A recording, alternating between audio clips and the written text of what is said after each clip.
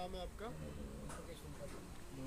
दीपक भाई, क्या तकलीफ है आपको? एक साइड का। अच्छा अच्छा। और कौन कौन है घर में? मम्मी पापा है। हम्म। मैं ससुराल से आई हूँ। अच्छा मेरे हस्बैंड अच्छा, आपने कॉल किया था? कोई बात नहीं। मम्मी कहाँ है? मम्मी काम पे गई हुई है। क्या काम करती है? बर्तन ऐसा करती है, दो तीन बर्तन। दो तीन करता, बर्तन सफाई वगैरह करती हाँ। है? अच्छा अच्छा, ठीक है, कोई बात नहीं।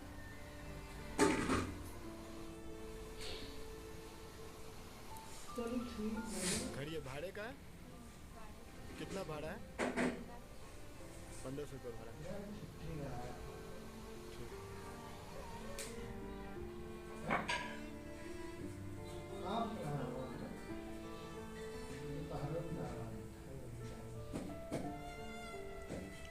अब चल लेते हो थोड़ा थोड़ा?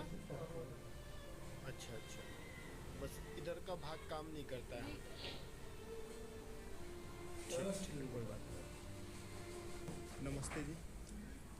मेरा नाम तरुण मिश्रा है और हम लोग एक फ़ाउंडेशन चलाते हैं, हेल्प ड्राइव फाउंडेशन, जिसमें हम लोग जो ऐसे ज़रूरतमंद लोग होते हैं उनकी मदद करते हैं। तो आपका फ़ोन आया था आपकी लड़की का कि ऐसे ऐसे हमारे पापा हैं और पैरालाइज्ड हो गए हैं, उनको प्रॉब्लम है। तो हम लोग आपसे बातचीत करने आए हैं। आपका क्या नाम है? छाया बेन। छाया बेन। हाँ। और आपका क्या नाम है भाई? दीपक भाई। दीपक भाई। तो आपको ये तकलीफ़ कब से है ऐसा? 3 महीने हो गए। 3 महीना हो गया। किस तरह से, क्या हुआ था? अचानक सुबह में गिर गया, अचानक झटका जैसे एकदम अचानक गिर गया। गिरा तो पैर का सिमट गया। अच्छा, तो दिखाया डॉक्टर को? अच्छा। हाँ, 108 में लेके गए थे। इधर हमको 8-9 दिन रखा। दवाई चालू ही है। बोले पिलाने का 15-15 दिन में दिखाने आने का बस। और हाथ का तो कुछ बोला ही नहीं कि आ सकता है, नहीं भी आ सकता है। अच्छा अच्छा। हाँ, हाथ का तो नहीं बोल दिया। तो पहले भाई क्या काम करते थे? ये 10 मार की बिल्डिंग आती है, 5 मार की बिल्डिंग आती है, उस पर चढ़ते हम्म। हैं और बाम्बू बांधते हैं। अच्छा, बाम्बू बांधते थे। हाँ, बाम्बू बांधते थे, पालक बोलते हैं ना हम्म। वही। पहले आप, अच्छा था आपका, कितना कमा लेते थे पहले? ये 500 रुपया कमा लेता था। और मैं भी, मेरा काम भी अच्छा था, लेकिन अभी इनके संभालने में मैं 12 बजे 1 बजे ऐसे काम पे जाती हूँ। मेरा खाली 3 हज़ार का काम है। अच्छा, क्या काम करते हो आप? मैं घर काम करती हूँ। घर का काम करते हो? हाँ। तो काफ़ी तकलीफ होती होगी हाँ, परिवार में। छोड़ दिया क्योंकि इनको भी संभालना पड़ता है, टाइम पे दवाई पिलानी पड़ती है, मिलाना पड़ता है सुबह। इसके लिए मेरे सब सुबह के काम थे वो छूट गए। इसके लिए मैं 1 बजे जाती हूँ घर पे। आपका कोई लड़का नहीं है? नहीं, लड़का नहीं है, खाली एक ही लड़की है। और मेरे को कैंसर की गांठ हो गई थी मासिक के टाइम में। अच्छा। तो थैली निकाल दी, फिर बच्चा नहीं हुआ। आपको हाँ। लड़की की शादी कर दिया? हाँ, फिर शादी कर दी। चलिए, कोई बात नहीं। तो ये जो रूम है इसी में आप लोग रहते हैं? हाँ, ये भाड़े का घर है। अच्छा। 1500 रुपया भाड़ा है और 200 रुपया लाइट बिल। चलिए, कब से हैं आप लोग सूरत के अंदर? सूरत में तो बहुत सालों से, वो तो उतना ध्यान नहीं है, हम्म। लेकिन 1.5 सालों से। शुरू से यहीं पे हाँ रहते हाँ, हैं? शुरू से इधर ही है। माँ बाप भी इधर के ही थे। अच्छा अच्छा। तो अभी ये भाई का जैसा रहता है तो पूरे दिन बेड पे ही आराम करना होता है? हाँ, और इसके ऊपर ही बैठ के मिला सकती हूँ, अच्छा, गद्दा करके। इस पे ही बिठा के आप नहलाते हो धुलाते हो, हाँ सारा चीज़ हाँ करते हो? हाँ। तो जैसे अभी कोई काम रोजगार हो तो वो कर पाएंगे? नहीं, जैसे एक हाथ का तो ये हाथ वाला काम कर लेता है। ये नहीं करता है काम, ये हाथ काम कर लेता है। अच्छा हाँ, लेकिन अभी चलने का तो मुश्किल ही है, क्योंकि एक जन चाहिए उसको पकड़ने। और ऐसे ये लाठी थी, वो लाठी से वो चल पाते। अच्छा। अभी अभी चलने लग गए। थोड़ा थोड़ा चल रहे हाँ, हैं। डॉक्टर बोला पैर तो आ जाएगा, लेकिन हाथ की तो हम गारंटी नहीं देते, ऐसा बोला। ट्रीटमेंट अभी चल रहा है इनका? चल रहा है।